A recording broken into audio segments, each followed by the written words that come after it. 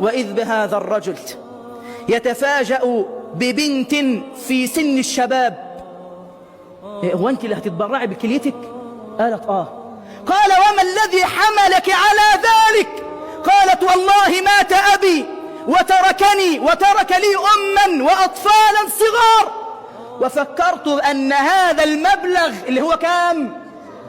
70,000 دولار ينقلنا من حياة إلى حياة أخرى بقدرة الله تبارك وتعالى وجل في علاه. فصعب حال البنت على الرجل وظل يفكر بعض الدقائق.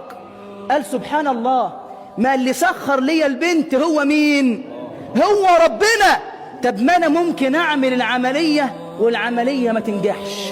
طب ما ممكن البنت تعمل العملية والبنت تموت.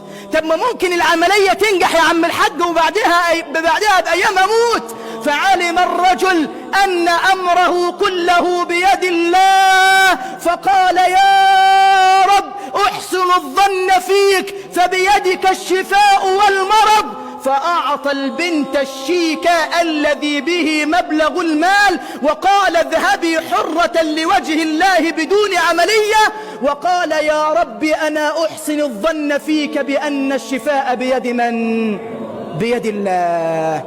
رفض الراجل يعمل العملية جبرانا لخاطر البنت، والأمر الأهم من ذلك أن في قلبه حسن ظن في الله أن أمره كله بيد من؟ بيد الله. 10 أيام ولاده أخذوه علشان يعملوا له الفحوصات والأشعات اللي متعودين عليها بعد كل أسبوع أو 2 أو شهر.